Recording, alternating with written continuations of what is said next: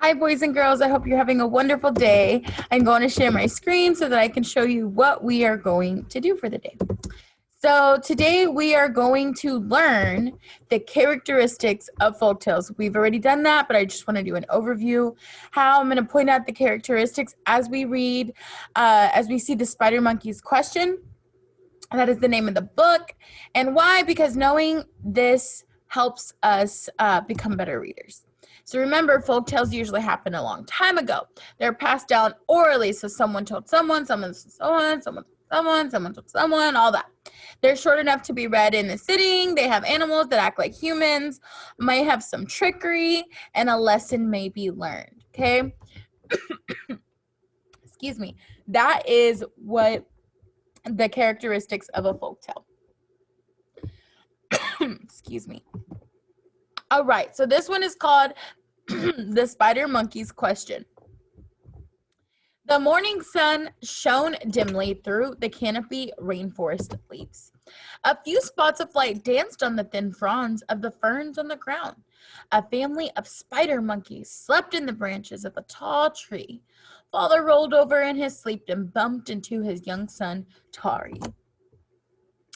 Who bumped me? Tari shouted. So let's think about one of the characteristics that we see that's in here, that's in folktales. Are there animals? Yes. Are they talking? Yes. Is that real? No, it's not. Remember, these are just made up stories told from a long time ago. Who bumped into me? Terry shouted, jerking awake. Did you do it in your sleep? Why do we move in our sleep? Mother's eyes snapped open, and another day of questions had begun, and no one had even had breakfast yet. So we can infer that Tari is the one who's asking a lot of questions. So he's very curious. He probably wonders a whole lot. Luckily for the young spider monkey, his parents were very patient. They were also very wise. They had been able to answer nearly every question Tari had ever asked. Tari's mother thought it was wonderful that his first word was why, but she began to worry when it was the only word that he seemed to know. Tari asked questions about the landscape as the family swung through the trees. Why is the sky blue? Why are the hills high? He asked about other animals' lives when they went to visit friends. Why does jaguar have spots? Why do ants live underground? He asked about the tree they lived in while he fell asleep in its branches. Why is it tall? Why does it have leaves? He asked about foods while the family prepared meals. Why are bananas tasty? Why is corn yellow? Terry's curiosity was truly endless. So think about this. Do you know someone who asks a lot of questions? I always ask a lot of questions. But I also have a 16-year-old brother, and till this day, he still asks a lot of questions. So this kind of reminds me of my little brother and my godchildren who ask me why to everything. Or my students here, why do you eat pickles all the time? Why, I've been asked, why is your hair so crazy? I've been asked that too. So how do you think his parents feel knowing that he's asking all these questions? Maybe like, oh my goodness, another question. But in the beginning of the book, it said they are very patient. That means they're understanding and they are wise. So they are smart. So they know the answers to the questions. As Terry grew older, his questions had become more difficult. Then one day, Tari asked a question that his parents could not answer. Why are we called spider monkeys? Tari's parents could have guessed the answer to this question, but they felt that it was time for Tari to figure some things out on his own. They tried to explain why they could not answer Tari's simple question. His mother took a deep breath and said,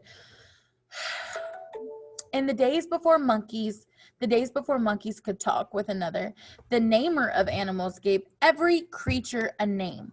Each animal carries its given name until the end of time. Generation after generation of spider monkeys have been called by that name. But how can I find out where the name came from? Tari's parents exchanged glances. Well, Tari, said his father, there is someone who knows. The Namer herself lives in the other world, beyond our forest. Tari heard about the Namer before. The animals in the forest had a great respect for her and all of her mysteries. Tari guessed that the Namer must be an incredible being. Tari believed that there were reasons for most things in the world. He wanted more than anything to find out what those reasons were. Tari began wondering about the many names of forest animals. Spider monkey was not the strangest. There was an iguana, a jaguar, a macaw, a puma, and Tari began to think the Namer might be a little silly. Thank you. Now, I want you to think about where did your name come from? Maybe that's something that you could ask, where your name came from. Tari went to find his friend Balaam Iguana. She was always up for a good adventure. Sometimes she had Tari. She and Tari could figure things out without asking their parents. Balaam was very excited by the question of where names came from. Her parents could only guess where the word iguana came from. Tari and Balaam decided to find the Namer in the other world and ask her where she had gotten their names. There was no small journey for a spider, monkey, and an iguana, but the reward seemed well worth the trek. After asking their parents' permission, they were off to the other world to get to the bottom of their curiosity. Tari swung himself through the trees, carrying Balaam on his back. And after all, iguanas are not known to be fast on their feet. After swinging his arms for what seemed like days, Tari reached the edge of the trees and Balaam stepped off his back. They could not believe their eyes. Neither had been outside the forest, and neither of them had even begun to wonder about the other world. A whole new series of questions drummed in Tari's head. He climbed out of the tree and stared in amazement. There was space here where no trees grew. The sky was huge, bigger than anything. Little green spikes covered the earth. The friends were silent until their eyes settled on a strange object before them. It was the home of the Namer.